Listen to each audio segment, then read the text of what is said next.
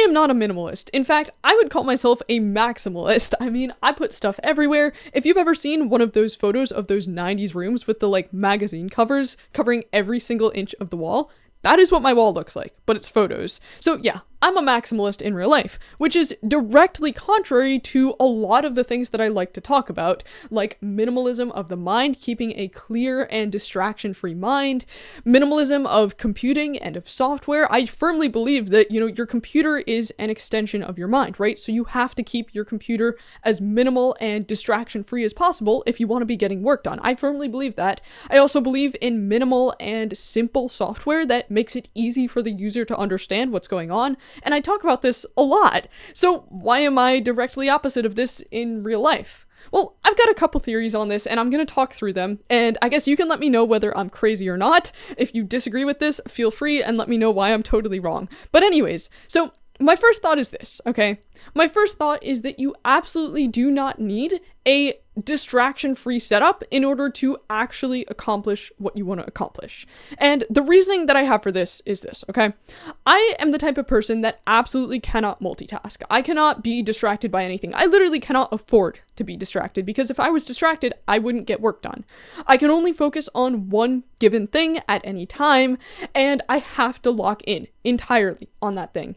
And I've spent a lot of time and a lot of effort training myself to be able to do that. That is something I actively practice doing, right? I have to lock in entirely, and I cannot afford to be distracted. Whether that's going to apply to work or creative work, same thing, I cannot be distracted.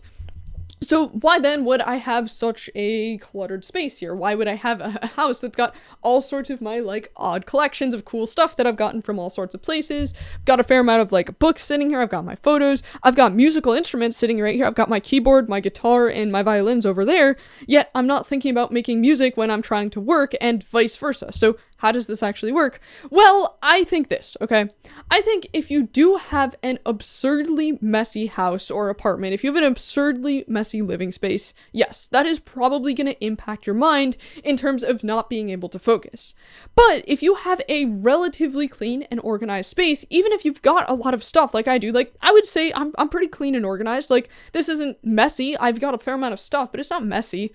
So I think that is not as much of a deal breaker on focus as people like to claim it is, right? Like people would have you believe that if you want to become, successful in life, you have to move into like a 2-bedroom studio apartment. You have to have a bed in one corner with nothing on it besides just like one sheet and one blanket. And then you've got to have your computer in the other, but it's like a laptop and it's like Mac and it's sitting just on the ground. I think I've literally seen photos of people doing this, and people would have you believe that that is what you have to do in order to be successful in real life or something like that. And I think that's completely not true. I think that yes, you're gonna have some number of people who do need to have a minimal real life living space in order to have a minimal mind. Of course, that's a thing for some people. But I think for a lot of us, that's not something we necessarily need to be worrying about, and instead we need to be focusing on really training up our mind to be distraction free, be able to focus on the thing we need to focus on. And likewise, since I think the computer is just an extension of your mind when it comes to the work you're doing, whether that's work related or creative stuff or whatever else, it's an extension of your brain, and thus it should also be distraction free. That's my thought on that. Here's my second theory, okay? Here's my other theory. My other theory is that instead of having all of the clutter and distraction in my brain, it just comes out in real life. So it's like, I've got stuff all over the walls. I sometimes wear kind of eccentric clothing. I would say all of this sort of like my aesthetic taste here or whatever, this is everything that is not in my brain. If I'm trying to keep my brain like a blank slate, like a blank piece of paper, that when I have a task to do, I can just start writing on that, blank piece of paper in my mind without having anything else permeating, well, all of the other stuff just comes out in real life here. That is my thought on that. I don't know if that's psychologically accurate or not, since I'm just some random person who likes theorizing about what's happening in their head. But if you have thoughts on that and you actually know what you're talking about, let me know. If you don't know what you're talking about, but you want to tell me something anyways, go ahead. That's about it. I'll see you next time.